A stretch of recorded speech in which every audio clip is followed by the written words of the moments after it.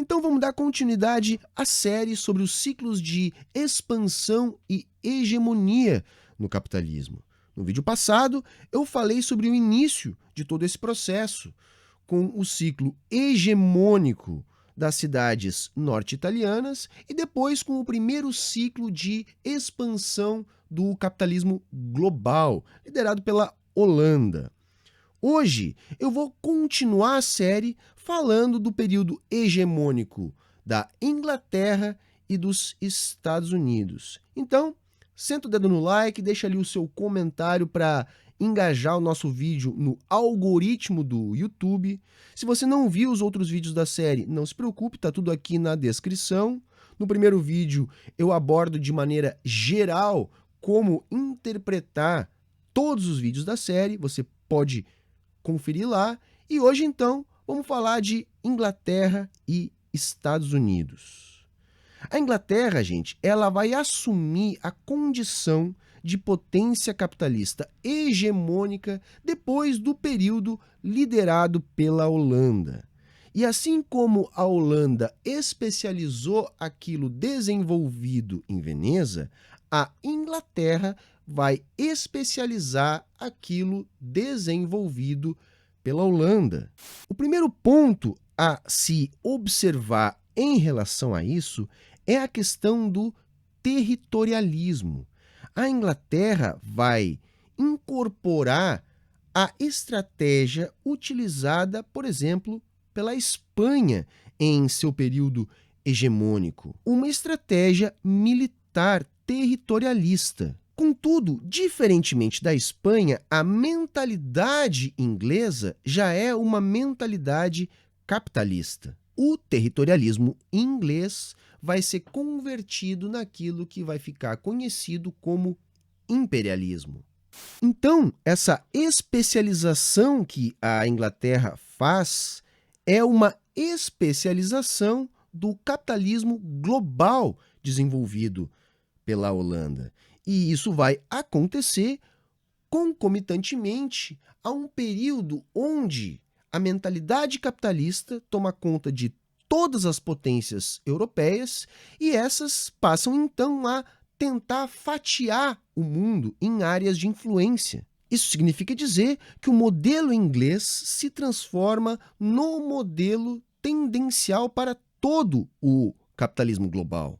Vejam, a Inglaterra sai na corrida colonialista depois, se comparada com Espanha, por exemplo.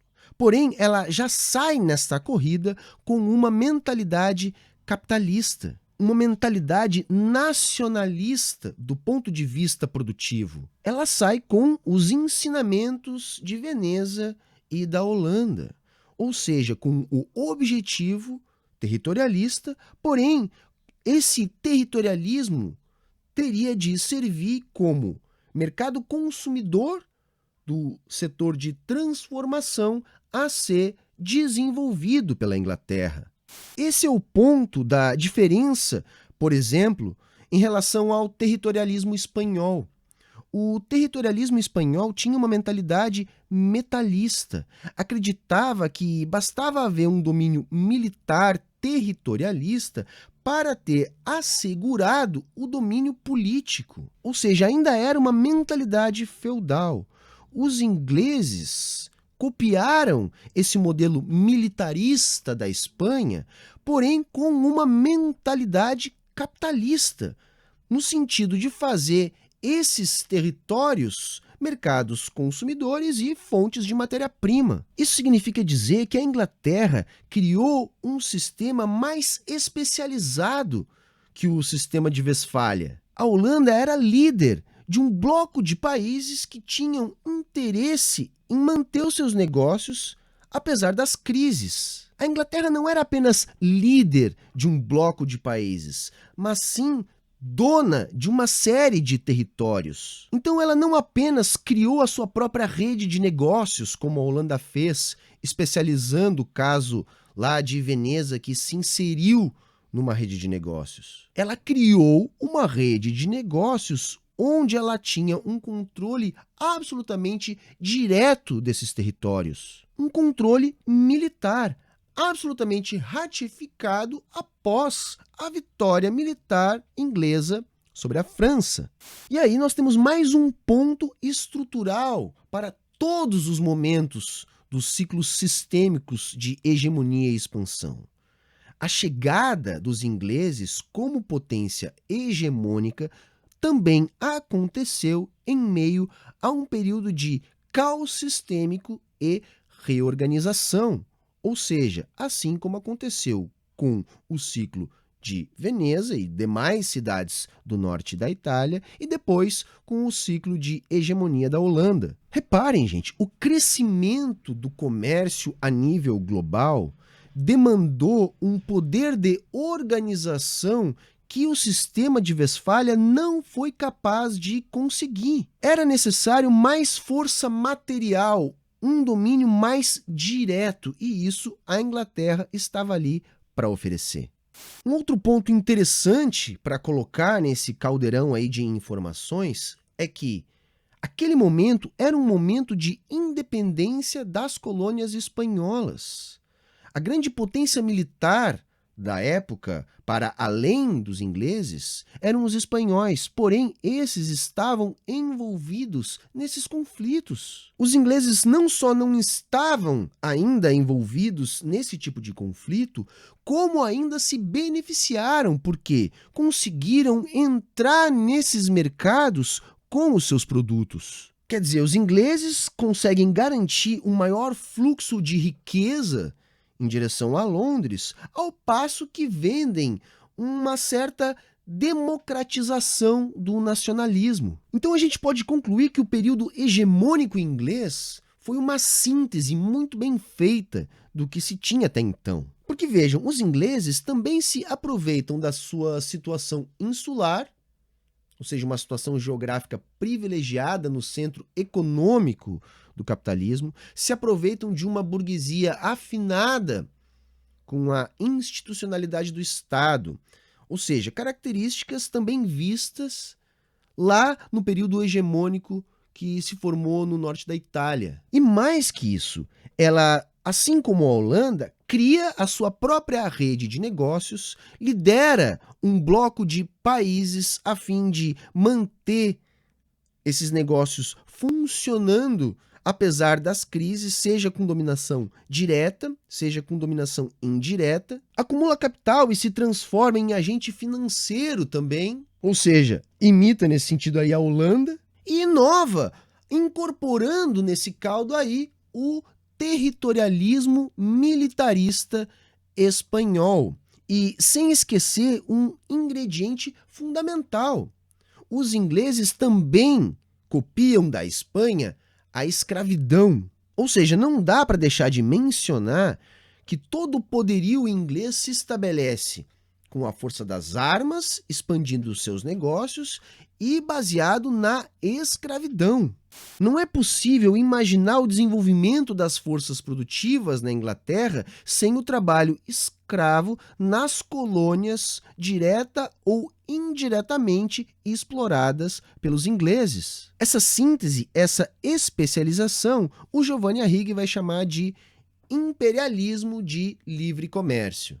Ou seja, esse modelo de imperialismo que conquista terras com base no militarismo e depois faz dessas regiões consumidoras de produtos manufaturados, produtos da indústria e, ao mesmo tempo, regiões fornecedoras de matéria-prima. Esse imperialismo que busca a produção de excedente monetário com base na indústria também é um imperialismo militarista. Sim, os ingleses descobrem que os exércitos se autofinanciam. Todo investimento militar se converte em tecnologia, em segurança para o comércio, em territorialismo. Na prática, a Inglaterra percebeu que, assim, quanto mais ela se endividava, mais ela criava condições de pagar as dívidas. E aí vejam, essa força militar, somada a uma necessidade de padronização para facilitar os negócios, somadas à flexibilização cada vez maior do capital na forma ouro, fez com que a Inglaterra pudesse liderar a implantação do padrão ouro da moeda. Então aí nós vamos ter o primeiro período de hegemonia monetária, a hegemonia da libra conversível.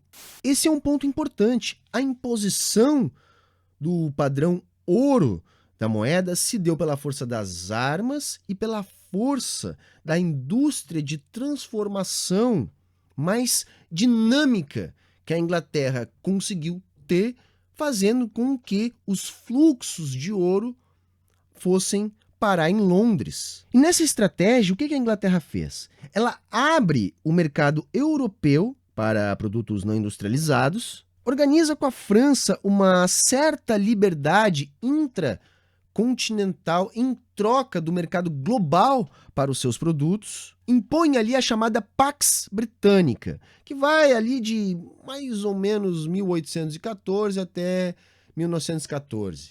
Então consegue se encaixar naquele ideal que eu falei lá no primeiro vídeo. Um país, para ser potência hegemônica, tem que ter essa capacidade de manter uma certa competição entre as demais potências produtoras capitalistas, ao mesmo tempo que tenha condição de se colocar como mais influente e mais forte sobre elas. E essa realidade vai mudar, esse período hegemônico vai mudar com a chegada dos Estados Unidos. E como todo período de estabelecimento de nova hegemonia, o período de estabelecimento da hegemonia estadunidense também não foi um período de calmaria política. O primeiro ponto é, a chegada dos Estados Unidos nessa brincadeira toda aí coincidiu com um período em que a Alemanha passava a questionar a liderança inglesa na política e na economia europeia. Então, os esforços ingleses não estavam voltados para combater a ascensão estadunidense. Ao contrário, nesse processo, os Estados Unidos ficaram ao lado dos ingleses. E o salto realmente dos Estados Unidos vai se dar somente depois da Primeira Guerra. Ou seja, claramente num período de caos e reorganização do sistema. E nesse ponto, depois dessa fase de caos e reorganização, quando chegamos nesse período de reorganização, o modelo americano estava mais bem adaptado à nova fase de expansão do capitalismo global. E como não podia deixar de ser, os Estados Unidos também imitaram um modelo hegemônico que o antecedeu, o modelo inglês. Isso quer dizer que os Estados Unidos se baseavam no crescimento da sua indústria. E também havia, na lógica estadunidense, uma ideia territorialista. Só que o territorialismo estadunidense era um territorialismo interno. A expansão estadunidense se deu primeiro com conquistas de terras na América do Norte. Quer dizer, os Estados Unidos acabam por garantir um mercado interno muito dinâmico. E aí tem uma jogada interessante, porque os Estados Unidos abrem o seu território para mão de obra estrangeira, para o capital estrangeiro, mas não para a indústria de transformação estrangeira. Quer dizer, os produtos não chegavam prontos nos Estados Unidos para o consumo do seu mercado interno. Os Estados Unidos, desde o início, forçou a sua economia a produzir. Então, os Estados Unidos conseguem juntar tudo. Um territorialismo com mentalidade capitalista, uma burguesia afinada com o Estado, tinha uma vantagem que era a sua distância dos centros das disputas políticas da época. Tinha lá também a sua proximidade insular com o centro de negócios do mundo, que era o Oceano Atlântico. Teve também a complacência da potência hegemônica decadente da sua época, eu estou falando aí da Pax Britânica, incentivo à imigração, atração de fluxos de capital, quer dizer, possibilidade de investimento crescente, mercado consumidor crescente. Ou seja, o modelo americano era mais preparado que o inglês porque reunia as mesmas boas qualidades do modelo inglês, porém acrescentava um estado grande, um território território unificado, centralizado, ou seja, uma dimensão continental sem depender de uma grande rede mundial sustentada por imperialismo.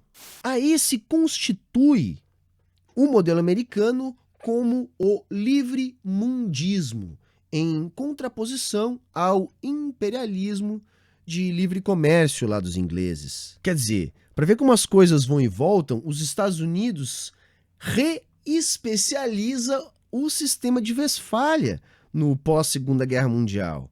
Ou seja, ele lidera um bloco de países supranacional. E aí eu estou falando de todas as instituições do pós-Segunda Guerra, tipo o Banco Mundial, ONU, Organização Mundial do Comércio e etc.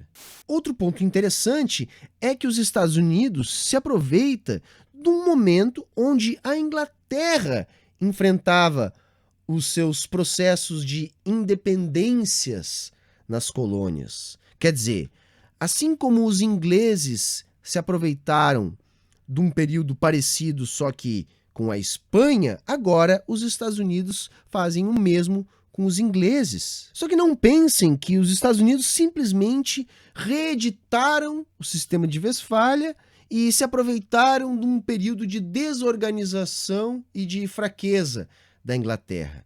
Não, os Estados Unidos nunca deixaram de investir pesadamente no militarismo. Esse é um ponto. Aquilo que os ingleses descobriram, que investir em militarismo é algo autofinanciável, os Estados Unidos fazem a mesma coisa desde sempre. Eles lideram um novo bloco mundial supranacional, como o sistema de Westfália, mas diferente dos holandeses, nunca deixaram de se preocupar com a manutenção dos exércitos mais poderosos do mundo. Esse militarismo, ele tem exatamente a mesma função lá do militarismo inglês, que é garantir os interesses da burguesia estadunidense a nível global. E aí a gente pode lembrar as dezenas de intervenções militares dos Estados Unidos em seu período hegemônico. As mais famosas, talvez, as do Vietnã e da Coreia. E um ponto interessante para a gente finalizar aqui com esse período de hegemonia dos Estados Unidos é lembrar o período da Guerra Fria. Foi o único período que a hegemonia estadunidense foi contestada. A Guerra Fria também colaborou para que os Estados Unidos investissem cada vez mais nesse militarismo. A ameaça socialista fez com que os Estados Unidos incorporassem, no seu período de dominação hegemônica, a ideia da contra-revolução preventiva. Ora, se uma das prerrogativas para o estabelecimento de uma potência hegemônica no capitalismo é a garantia de que os negócios de todo o mundo capitalista vão continuar, uma ameaça a esse sistema como um todo, como foi a ameaça do bloco soviético, era uma ameaça que ajudava esse bloco a se unificar e, portanto, forçou o líder desse bloco a se especializar no sentido de garantir a manutenção desse modelo. O modelo soviético era extremamente perigoso para os Estados Unidos, muito mais do que qualquer outra ameaça capitalista, porque pela primeira vez colocava os valores da distribuição da materialidade acima do valor da propriedade privada. E isso ainda era agravado pela mentalidade internacionalista do movimento comunista. A questão é que os Estados Unidos saiu vencedor da Guerra Fria. Foi minado o modelo soviético e, com a implosão da União Soviética, houve também a implosão do bloco socialista, fazendo com que a hegemonia estadunidense saísse não só ratificada, como fortalecida de todo esse processo. Agora, talvez, nós estejamos entrando num período de questionamento dessa hegemonia. E isso significa que a gente também pode estar entrando num período de caos para uma nova reorganização ali adiante, quem sabe com a China como nova potência hegemônica. Tá ok, galera, o vídeo ficou longo pra caramba, mas espero que vocês tenham gostado. Se vocês gostaram, por favor, curtam, compartilhem com os seus amigos, se inscrevam aqui no canal caso ainda não sejam inscritos, comentem qualquer coisa aqui embaixo, é sempre muito bom também. E lembre-se, todo o conteúdo aqui do Sai da Matrix é um oferecimento dos nossos apoiadores. Seja um apoiador também e ajude a manter o Sai da Matrix no ar. Aqui embaixo tá todas as referências que eu utilizei para fazer esse vídeo, os outros vídeos da série e, é claro, todas as formas de ajudar o Sai da Matrix a se manter. Valeu, moçada! Até a próxima!